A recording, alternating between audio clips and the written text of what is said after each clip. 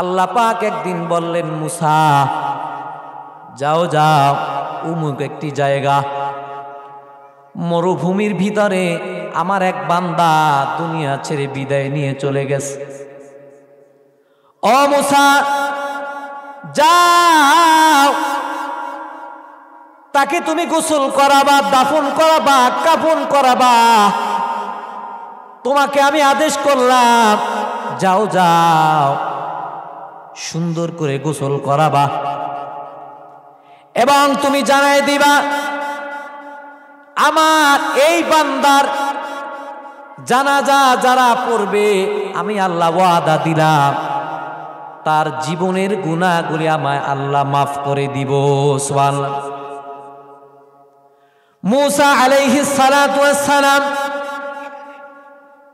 তার মহল্লায় সকলকে দাওয়াত দিলেন আর বললেন, অমুক একটি জায়গায় একটা লোক মারা গেছে, ওই ব্যক্তির জানাজায় যারা উপস্থিত হবে আমার আল্লাহর আদেশ তার জীবনের সমস্ত গুনাহ মাফ করে দেওয়া হবে। এই রকমের কথা আপনার আমার সামনে যদি কেউ বলতো, কোন ইমাম সাহেব যদি বলতো অমুক জায়গার লোক মারা গেছে, তার জানাজায় গেলে জীবনের গুনাহ মাফ, এই কথা শুনতে দেরি আমরা যাইতে দেরি করতাম নাকি? ঠিক মুসা আলাইহিস সালাতু ওয়াস সালাম তিনি বলার সাথে সাথে বনি ইসরাইলের লোকেরা সবাই লাইন দিয়ে চলে গেলেন। যাওয়ার পরে জানাজার নামাজ পড়লেন, জানাজা শেষ।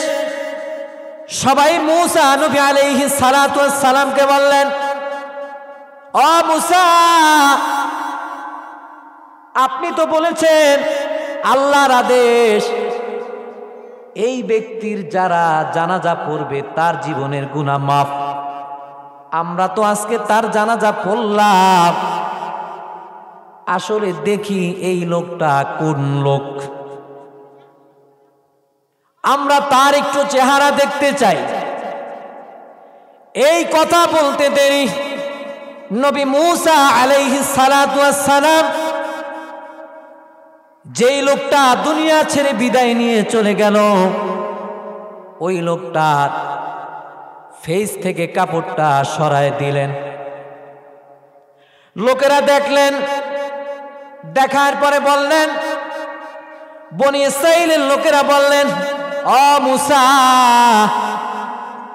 এই লোকটা তো সেই লোক যাকে আমরা সমাজ থেকে তাড়িয়ে দিয়েছিলাম, এই লোকটা তো গুনাহগার ছিল, নাফরমান ছিল, তাকে তো আমরা সমাজ থেকে বহিষ্কার করলাম। কেমন কথা বললেন আপনি, তার জানাজা পড়লে আবার কেমনে গুনাহ মাফ হবে? মুসা আলাইহিস সালাতু ওয়াস সালাম আল্লাহর কাছে বললেন, ওগো আল্লাহ আপনি তো বলেছেন তার জানাজা পড়লে জীবনের গুনাহ মাফ হয়ে যাবে, অথচ লোকেরা বললেন তিনি নাকি খারাপ লোক, কিভাবে গুনাহ মাফ হয়ে যাবে? আমার আল্লাহ বললেন, ও মুসা এই পৃথিবীটা যত বড় আমি আল্লাহ তার থেকে বড়, ঠিক কিনা বলেন? আসমান যত বড় আমার আল্লাহ তার থেকে বেশি বড়, জান্নাত জাহান্নাম যত বড় আমার আল্লাহর মায়া ও দয়াও তার থেকে বড়, ঠিক কিনা বলেন? আমার আল্লাহ বললেন, ও মুসা সমাজের মানুষ সবাই তাকে তাড়াইয়া দিতে পারে, কিন্তু আমি আল্লাহ তাকে তো আমি তাড়ায় দেই নাই। সুবহানাল্লাহ পড়েন। ও মুসা তাকে যখন সমাজ থেকে তাড়িয়ে দেওয়া হলো, তিনি মরুভূমিতে গিয়ে কিছু ছাগল ওইগুলি পালতে লাগলো, সারাদিন লালন পালন করলো, একটু দুধ দিল, ওই দুধটা তিনি খাইলেন, আর সারাটা রাত আমি আল্লাহকে দাঁড়ায়া দাঁড়ায়া সেজদার ভিতরে কান্না করত। সুবহানাল্লাহ পড়েন। আর ওই ব্যক্তি না খেয়ে ওই ছাগলগুলি লালন পালন করত। রাত্রিবেলা শুরুর দিকে দুধ পান করত আর তাহাজ্জুদের ভিতরে বলতো আস্তাগফিরুল্লাহ, আয় আল্লাহ আমি বড় পাপী গুনাহগার, আপনি আমার জীবনের গুনাহগুলি মাফ করে দেন, বলেন আমিন। তিনি কান্না করত আর আমার কাছে বলতো, খুলুসিয়াত ভাবে ইখলাস ভাবে আমার কাছে বলতো। বান্দা যখন নিজের গুনার কথা স্মরণ করে যখন আমি আল্লাহর কাছে মাপ চাইতো, ক্ষমা চাইতো, ওই ব্যক্তিটা যখন তার চোখের পানি নাকের ডগায় আসার আগে আমার আল্লাহ তার জীবনের গুনাহগুলি মাফ করে দিত।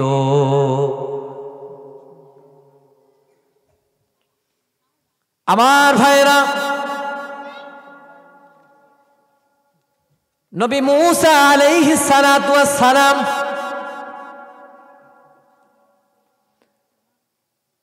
তাকে বললেন, ও মূসা,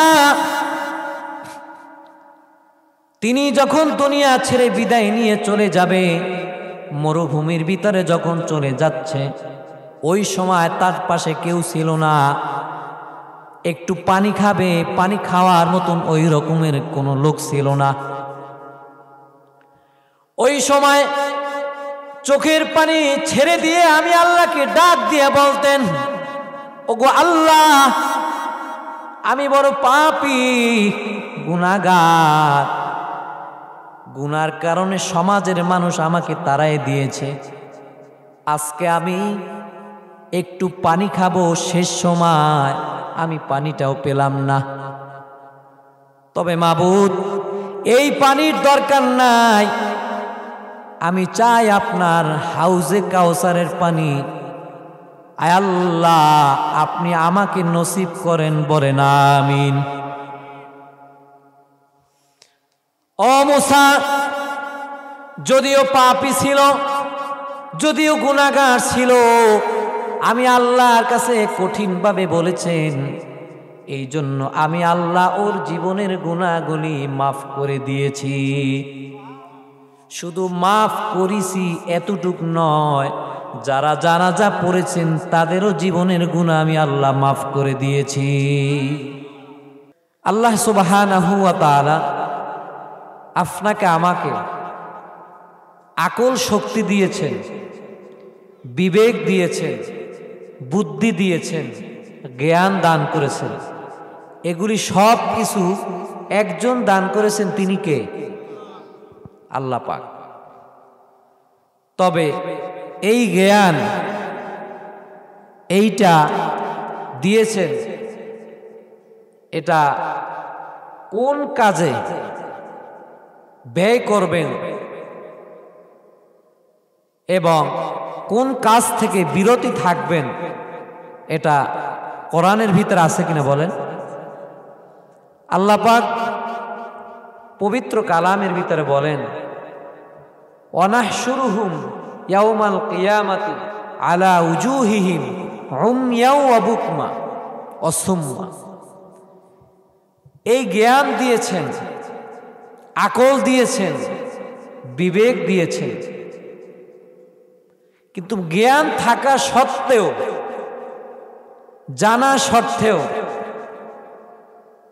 এরা উল্টাভাবে জানে, তারপরে উল্টাভাবে চলাফেরা করে। এভাবে লোক আছে কিনা? এদের ব্যাপারে আল্লাহ পাক বলেন, ওয়ানাহশুরুহুম ইয়াউমাল কিয়ামাহ আলা হুজুহিহিম উময়াও ওয়া বুকমাও ওয়া সুম্মা। আমার আল্লাহ তাদেরকে উদ্দেশ্য করে বলেন, হে আমার হাবিব, আপনি তাদেরকে জানায় দেন, আমার নবী যখন আল্লাহ পাকের বাড়িতে যখন তিনি গিয়েছিলেন, মেরাজের রজনীতে আল্লাহ পাক তাকে বিভিন্ন জিনিস আল্লাহ পাক তাকে দেখাইছেন। তবে নবীজি দেখতেছেন কিছু মানুষকে এর মাথাটা নিচু এবং পাটা উপর অবস্থায় দাঁড়ানো। আল্লাহর হাবিব তার সফর সঙ্গী জিব্রাইল আলাইহিস সালাতু ওয়াস সালামকে আল্লাহর হাবিব তিনি বললেন, জিব্রাইল, এই লোকগুলি মাথা নিচু এবং পাগুলি উপরে কারণ কি? তখন জিব্রাইল বললেন, ইয়া রাসূলুল্লাহ, ইয়া হাবিবাল্লাহ, এই তো তারা, ওই ব্যক্তি তো তারা পৃথিবীতে থাকাকালীন আল্লাহ পাক তাদেরকে জ্ঞান দিয়েছিল, আকল দিয়েছিল, বিবেক দিয়েছিল, কিন্তু বিবেক থাকার পরেও, জ্ঞান থাকার পরেও তারা সব সময় উল্টাভাবে চলতো। এই জন্য আমার আল্লাহ তাদেরকে উল্টা করে রেখেছেন। প্রশ্ন হলো, পা দিয়ে হাঁটি কিন্তু পাটা উপরে থাকবে, মাথাটা দিয়ে কিভাবে হাঁটবো? বলেন তো, এই পা দুইটা দান করেছেন কে? এই দুইটা হাত দিয়েছেন কে? দুইটা চোখ দিয়েছেন কে? জবান দিয়েছেন কে?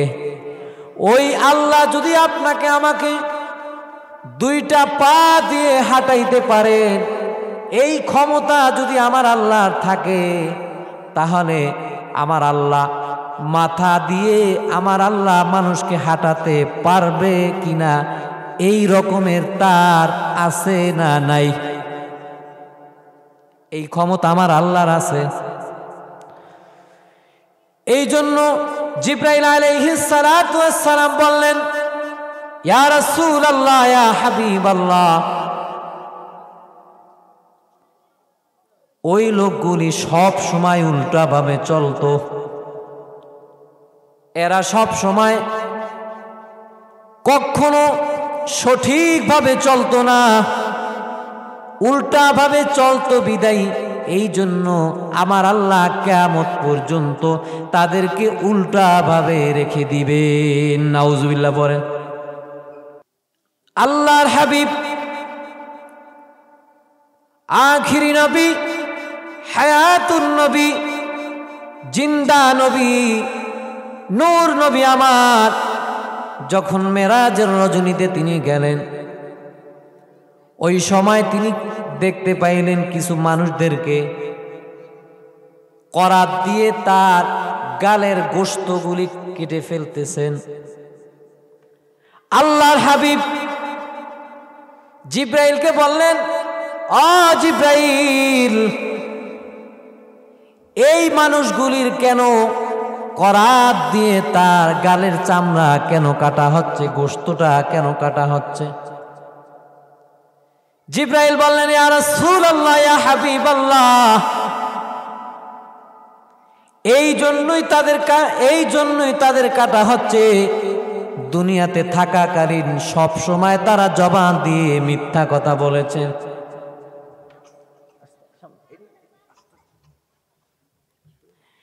এই জন্য আল্লাহ রাব্বুল আলামিন কিয়ামত পর্যন্ত ওই নাফরমান মিথ্যুক ব্যক্তি যারা এইভাবে কিয়ামত পর্যন্ত তার গালের চামড়াগুলি, গালের গোশতগুলি ওইভাবে করে কেটে ফেলে দিবে। এই জন্য আমার ভাইরা, এই পৃথিবীটা এটা আপনার আমার স্থায়ী না। দুনিয়াতে একদিন এসেছি একা অবস্থায়, আবার দুনিয়া ছেড়ে বিদায় নিব একা, ঠিক কিনা বলেন? আমাদের প্রথম স্টেশন হলো, যে স্টেশন সেটার নাম হচ্ছে কবর। সেটার নাম কি? প্রথম স্টেশন কবর।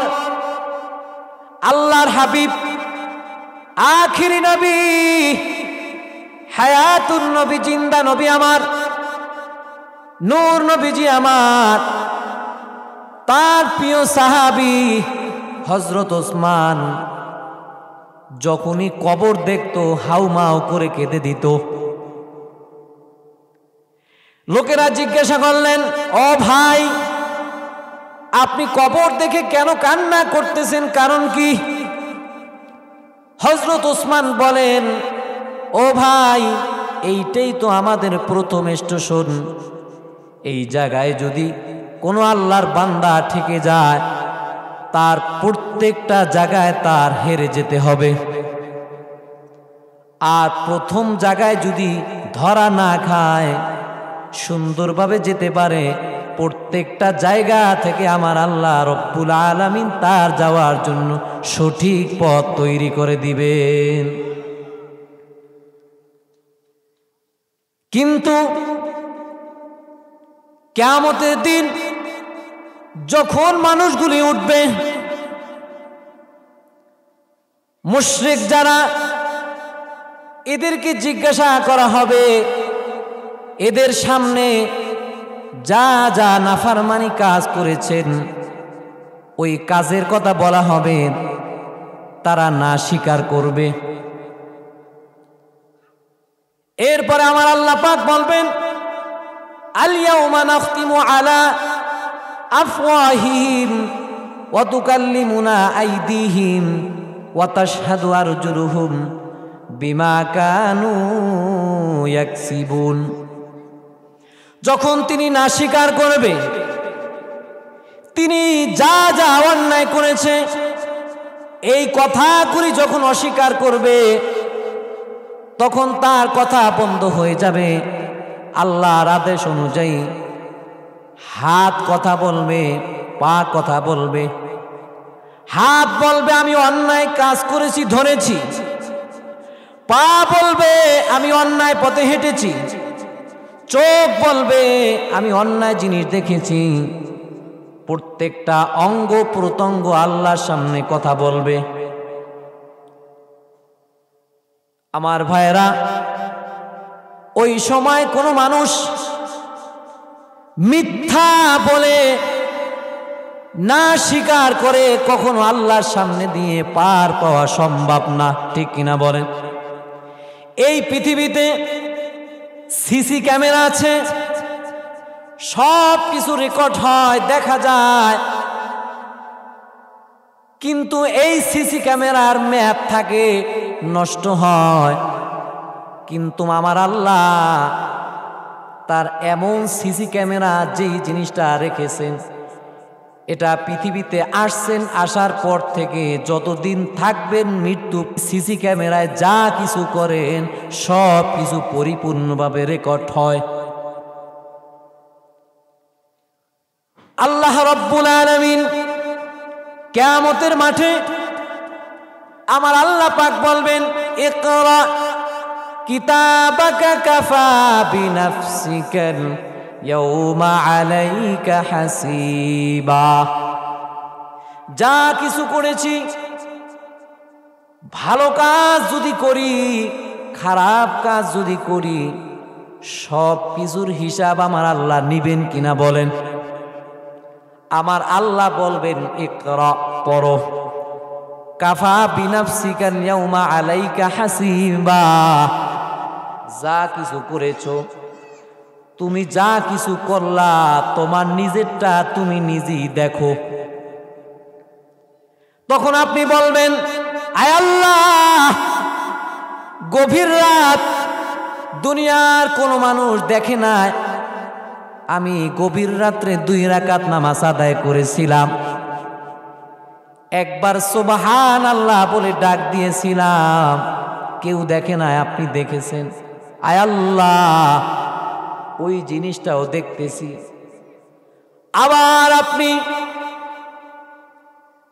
এমন গুনাহ করেছেন, যেই গুনার কথা যদি সমাজের মানুষ জানতো, জুতা পিটা দিয়ে তারপরে সমাজ দিয়ে বের করত। কিন্তু ওই আল্লাহ সব মানুষের চোখ ফাঁকি দেওয়া যায়, কিন্তু একজনের চোখ ফাঁকি দেওয়া যায় না। তিনি কে? ওই আল্লাহ সব কিছু দেখেন কিনা বলেন? ভালো কাজ তিনি দেখেন কিনা? খারাপ কাজ তিনি দেখেন কিনা? সব কিছু আমার আল্লাহ দেখেন। এই যে অন্যায় কাজ, অপরাধ বারবার করতেছি, এরপরও আমার আল্লাহ কেন কিছু বলেন না? তার কারণ কি? আমার আল্লাহর থেকে বড় দয়াবান কেউ আছে নাকি?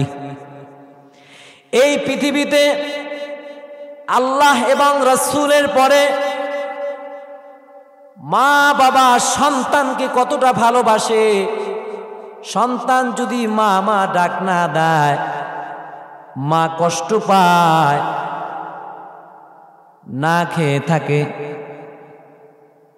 এই সমাজের অনেক সন্তান বাহিরের দেশে ঈদ আসে, মা ঠিকভাবে ঈদ পালন করে না। তার কারণ সন্তান দূরে, মা এই জায়গায় বসে কিভাবে ঈদ করবে?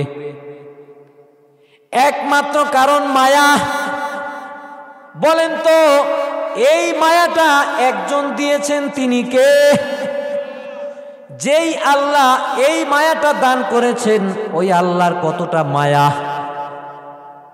বলেন তো, মা বাবার থেকে আল্লাহর মায়া দয়া বেশি না কম? আরো জোরে বলেন, বেশি না কম? এই মায়ার কারণে আমার আল্লাহ আপনাকে আমাকে কিছু বলেন না। কিয়ামতের ময়দানে কাফির যারা, এরা যখন উঠবে অপমানিত, লাঞ্ছিত, নিজেকে নিজে মনে করবে তার মতন লাঞ্ছিত অপমানিত আর কেউ নাই। 2 নম্বর তারা আফসোস করবে, বলবে আহ কি জন্য এই কাজগুলি করেছি, বড় আফসোস করবে।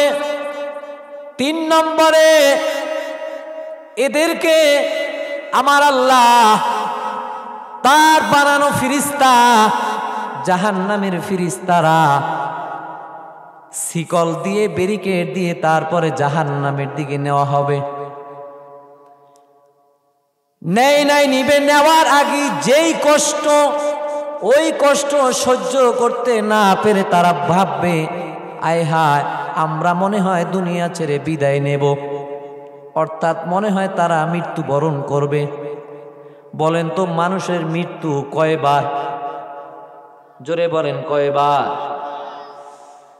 একবারই মৃত্যু গ্রহণ করব, একবার শুধু মৃত্যুর স্বাদ গ্রহণ করব। আমার ভাইয়েরা, কিয়ামতের মাঠে এমন কষ্ট দিবে, কষ্ট পাওয়ার পরেও কোনোদিন মানুষ মৃত্যুবরণ করবে না। 2 নম্বরে ইমানদার ঠিকই ঈমান এনেছেন, কিন্তু ঈমান আনার পরেও তারা অনেকে নাফরমান, মানে গুনাহ করেছে। ঠিকই ঈমান এনেছে, মনে করেন কালেমা পড়ছে, আল্লাহর হুকুম আদেশ, নামাজ পড়া যেভাবে ফরজ, যাকাত দেওয়াও ঠিক ফরজ, ঠিক কিনা বলেন?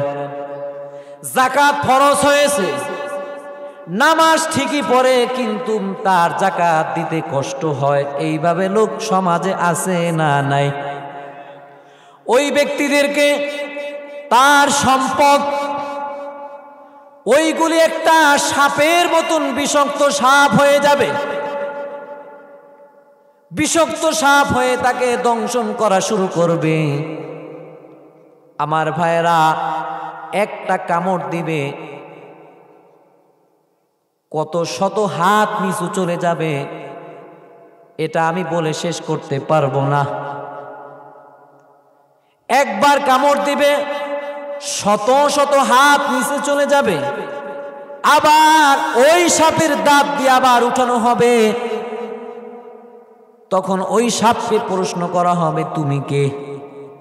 সাপ বলবে, আমি তোমার মাল জিনিস যেইটার তুমি জাকাত দাও না সেই জিনিসটাই আমি সাপ। নাউজুবিল্লাহ বলে। ঈমান আনছে ঠিকই, আবার অনেক মানুষ তারা বলে হুজুর নামাজ পড়ি না তাতে কি, রাসূলকে তো মোহাব্বত করি। এই ঈমান আনার, এই ঈমান দিয়ে আপনি সামনে আগাতে পারবেন না। যেমন ছোট্ট একটি উদাহরণস্বরূপ আল্লামা শেখ সাদী রাহিমাহুল্লাহ তিনি বলেছেন,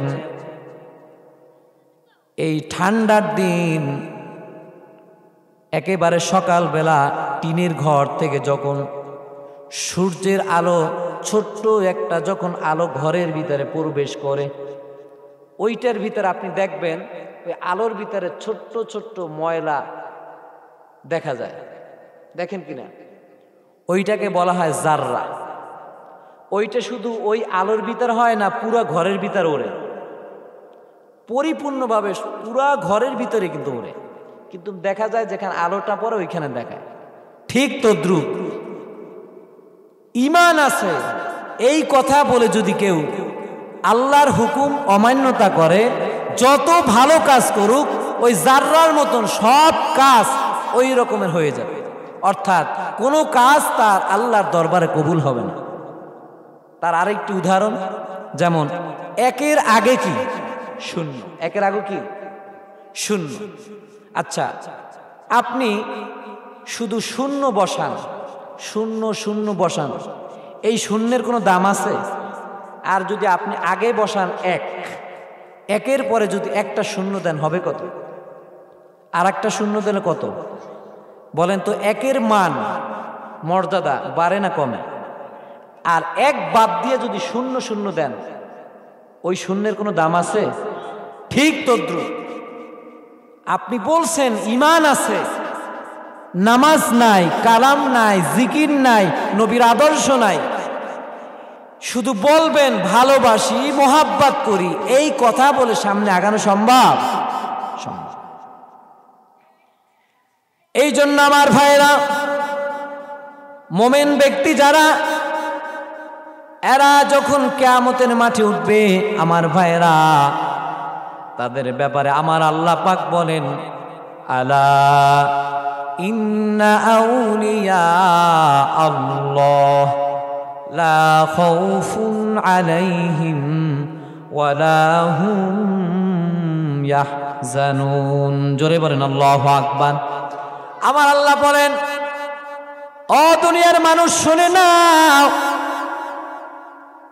যারা আল্লাহর ওলি, আল্লাহওয়ালা, এই ব্যক্তিরা দুনিয়া থেকে বিদায় নিতে দেরি করবে, আল্লাহর জান্নাত পেতে দেরি করবে না। সুবহানাল্লাহ বলেন। কিয়ামতের মাঠে উঠবে, কিন্তু তার জন্য কোনো চিন্তা থাকবে না, ফিকির থাকবে না। প্রশ্ন হলো, হুজুর আমরা তো আল্লাহর ওলি হতে পারি নাই, আল্লাহ ওলির হওয়ার জন্য কি দরকার? আল্লাহ পাক বলেন, আল্লাযীনা আমানু ওয়া কানু ইয়াত্তাকুন। যারা তাকওয়াবান, যারা আল্লাহকে ভয় করে, তারাই হচ্ছে আল্লাহওয়ালা। সুবহানাল্লাহ বলেন। ওই ব্যক্তি দুনিয়া থেকে বিদায় নিতে দেরি করবে আমার ভাইরা, ওই ব্যক্তির জন্য কোনো চিন্তা নাই, পেরেশান নাই, অবশ্যই কবরে যেতে দেরি, আল্লাহর জান্নাত পেতে দেরি করবে না। সুবহানাল্লাহ বলেন। আল্লাহর হাবিব, আখিরি নবী, হায়াতুন নবী, জিন্দা নবী আমার মুহাম্মাদুর রাসূলুল্লাহ সাল্লাল্লাহু আলাইহি ওয়াসাল্লাম বলেন, তুহফাতুল মুমিনিল মাউত। মোমেন ব্যক্তি যারা, তাদেরকে মৃত্যুটা দেওয়া হবে উপহার স্বরূপ। সুবহানাল্লাহ বলেন। একজন মানুষ আর একজন মানুষকে যখন উপহার দেয়, ভালো জিনিস উপহার দেয়, তবে প্রশ্ন হলো আমার আল্লাহ বান্দাকে যদি উপহার দেয়, ওই উপহারটা ভালো হবে না খারাপ হবে? এজন্য আল্লাহর হাবিব বলেন, মুত্তাকি যারা, মোমেন ব্যক্তি যারা, তাদেরকে আমার আল্লাহ মৃত্যু যেই জিনিসটা আপনাকে আমাকে দিবেন, ওই মৃত্যুটা হবে আল্লাহ পাকের পক্ষ থেকে দেওয়া উপহার স্বরূপ। সুবহানাল্লাহ বলেন। গুনাহগার যত হোক, আপনি যত গুনাহগার, আপনার গুনার যত পাওয়ার বেশি, আমার আল্লাহর মায়ার পাওয়ার এর থেকে বেশি। সুবহানাল্লাহ বলেন। যেমন আল্লাহ রাব্বুল আলামিন তার একজন নবী মূসা আলাইহিস সালাতু ওয়াস সালাম। এবার আসুন, যেই কথা আমি বলেছিলাম, এই পৃথিবীতে একদিন এসেছি, আবার বিদায় নিয়ে চলে যাব, তবে কোন দিন কখন যাব এই সময়টা কেউ বলতে পারবেন কিনা? ও পর্দার আলের মা, ও বোনেরা, এই মাহফিলের জন্য শুনেছি অনেক শ্রম দিয়েছেন, কষ্ট করেছেন।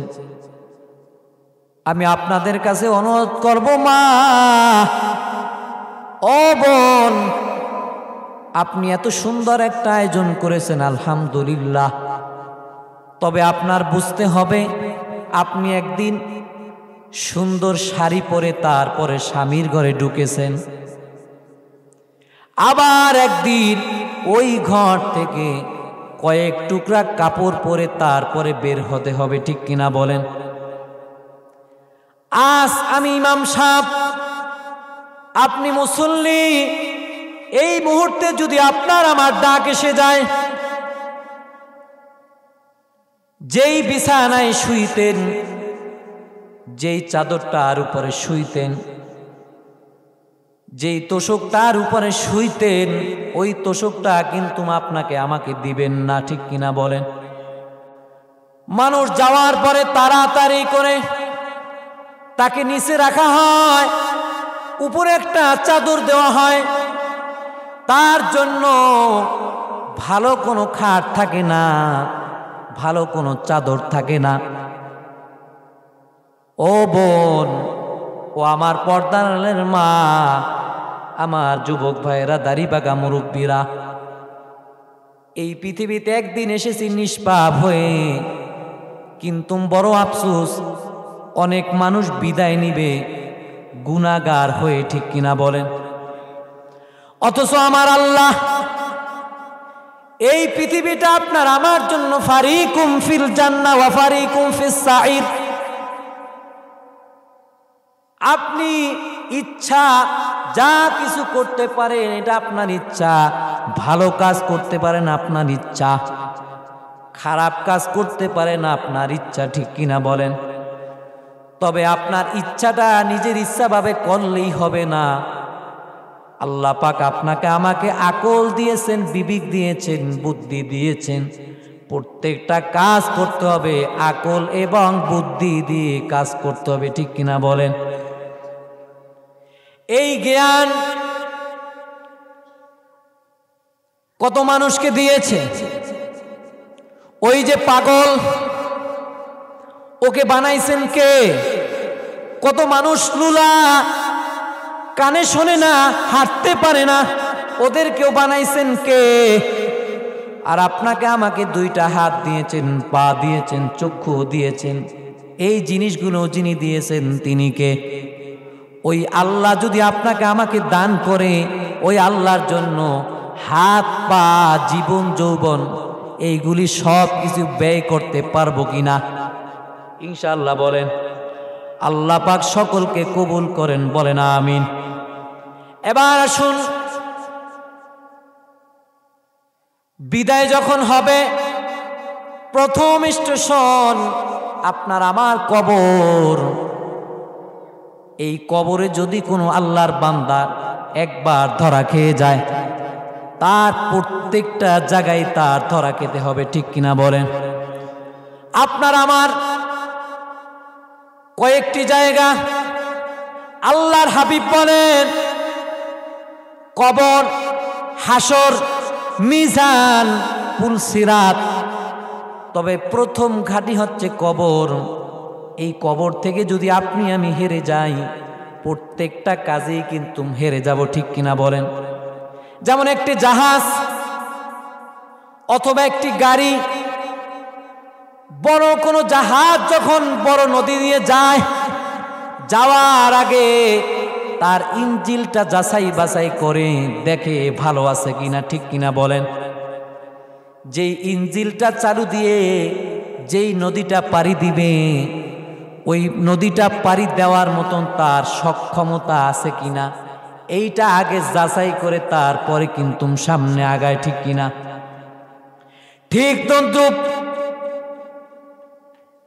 ওই জাহাজ যদি মাছ নদীর বরাবর যদি নষ্ট হয়ে যায়, ওইখানে থেমে যাবে। তবে সময়ের অপেক্ষায় কোনো না কোনো জিনিস দ্বারা তাকে নিয়ে যাবে, ঠিক কিনা বলেন? কিন্তু কোনো আল্লাহর বান্দা যদি একবার কবরের ভিতরে ঠেকে যায়, ওই বান্দা প্রত্যেকটা জায়গায় ঠেকে যাবে। প্রথম স্টেশন, আপনি যদি বাহিরের দেশে যেতে চান, এই এয়ারপোর্টে আপনার পাসপোর্ট, ভিসা, ন্যাশনাল আইডি সব কিছু আপনার জাস্টিফাই করবে। যদি কাগজ ঠিক থাকে আপনাকে ভিতরে প্রবেশ করতে দিবে, আর যদি কাগজের ভিতরে ভেজাল থাকে, বলেন তো ভিতরে প্রবেশ করতে দিবে নাকি? দিবে। কিন্তু আপনি আবার এসে ওই কাগজগুলি ঠিকঠাক করে আবার যেতে পারবেন, ঠিক কিনা?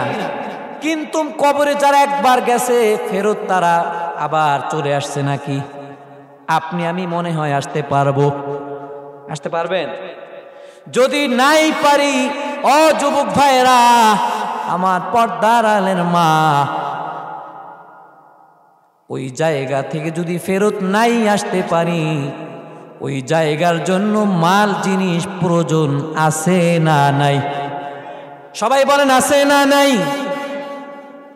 তবে আপনি ডাইরেক্ট আল্লাহকে পাইবেন না। পাওয়ার জন্য যেই জিনিসটা দরকার সেটা হচ্ছে আল্লাহর হাবিবের অনুসরণ, অনুকরণ, ঠিক কিনা বলেন?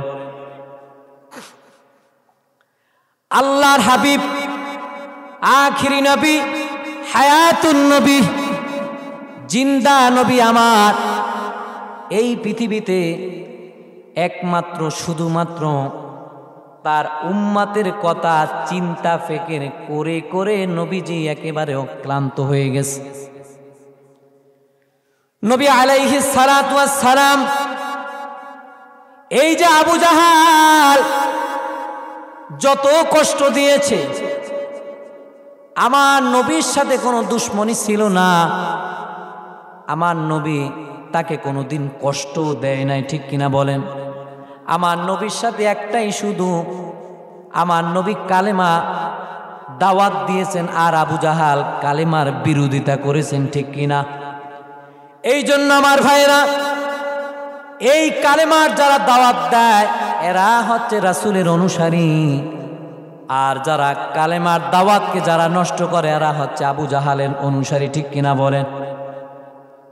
রাসূলকে যারা মোহাব্বত করতে পারবে, ভালোবাসতে পারবে, অবশ্যই আমার ভাইয়েরা ওই বান্দাটা আল্লাহর হাবিবের সাথে জান্নাতে প্রবেশ করবে।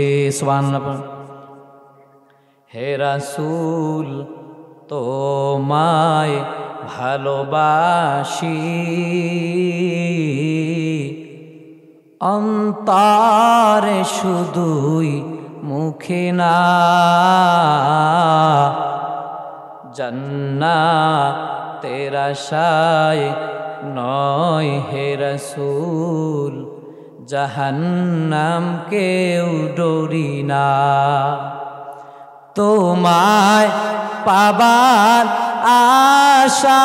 আশায় মন ছুটে যায় মদিনায়, এ আশিকেরি দিদার দাও না, আর দূরে থাকিও না। পড়েন আমিন। এমন নবী পেয়েছি যেই নবীকে দেখলি জাহান্নাম হারাম। বলেন আল্লাহু আকবার। নূরে উজ্জাল চেহারা তোমার,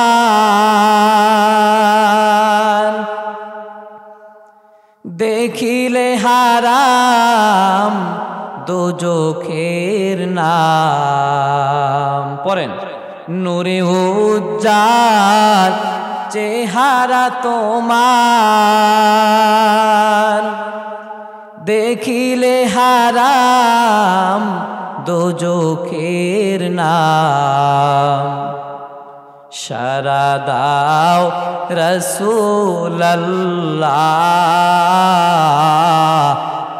দেখা দাও অতি গোপনে। সারা দাও রাসূলুল্লাহ,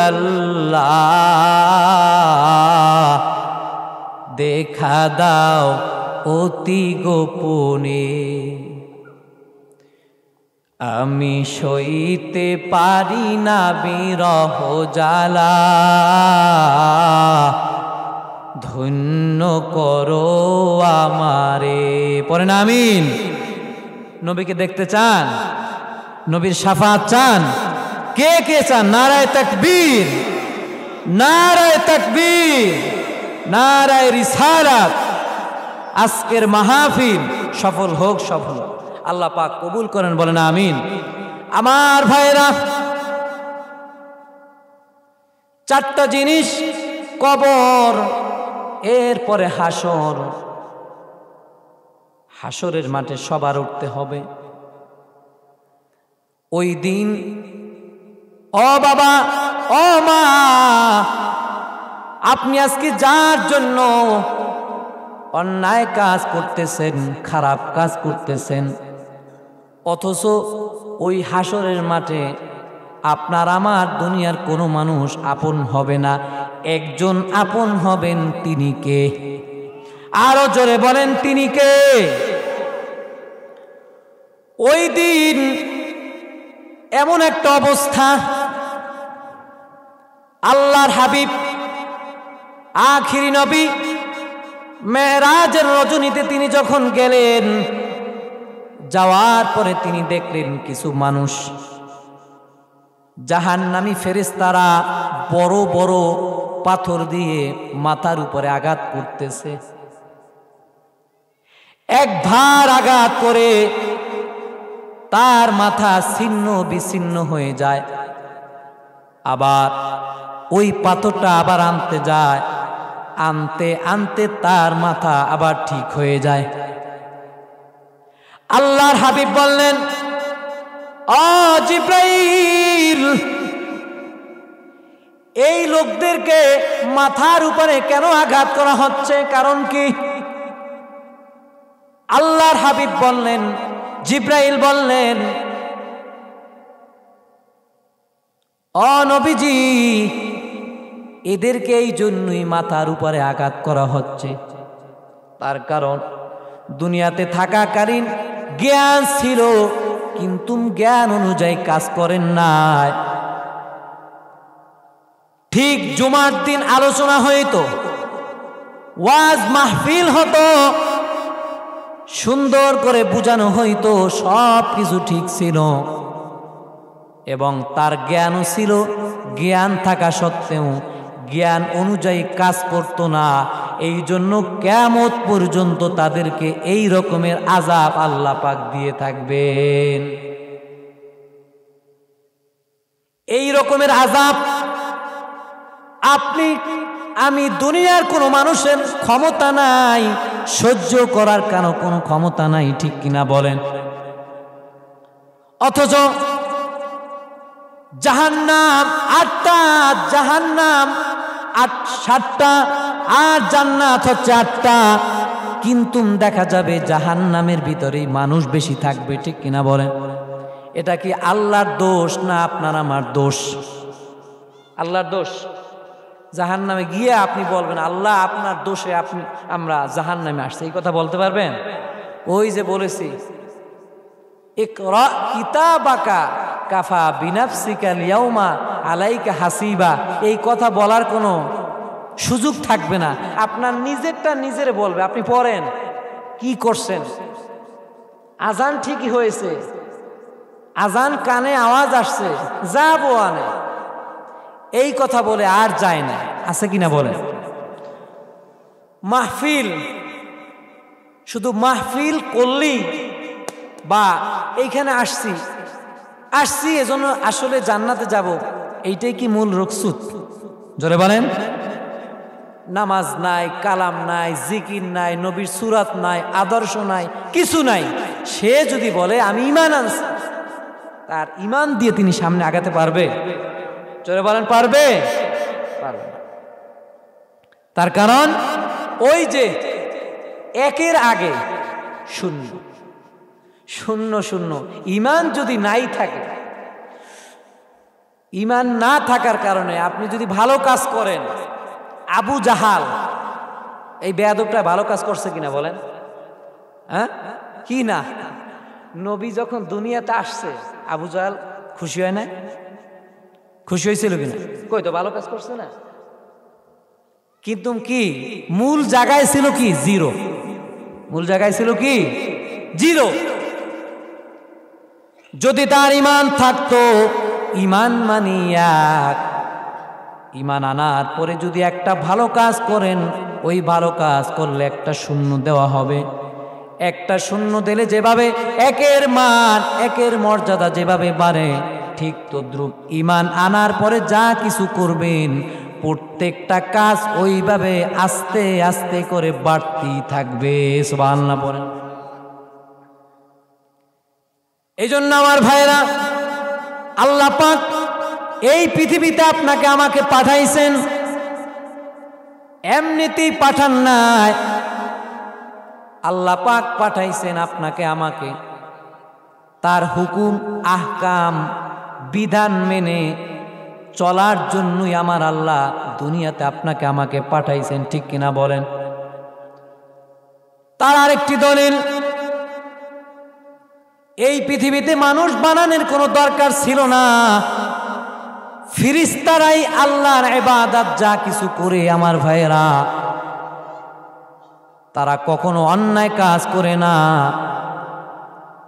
সব সময় আল্লাহর কথাই তারা বলে, সব সময় আল্লাহর প্রশংসা করে। মানুষ বানানোর কোনো দরকার নাই, তারপরও বানাইছেন। তার কারণ ফেরেশতাদেরকে বানাইছেন আমার আল্লাহ বলছে কুন। পৃথিবীটা আমার আল্লাহ বলেছেন কুন ফায়াকুন, কিন্তু মানুষের বেলায় আমার আল্লাহ বলেন নাই কুন ফায়াকুন, এইটা বলেন নাই। বরং আমার আল্লাহ বড় মায়া করে দয়া করে বান্দাকে সুন্দর করে আমার আল্লাহ তারপরে দুনিয়াতে পাঠাইছেন, ঠিক কিনা বলেন? এই জন্য আমার ভাইয়েরা, এই পৃথিবীতে এসেছি আমার আল্লাহ আপনাকে আমাকে সব থেকে দামি হিসাবে আমার আল্লাহ বানাইছে।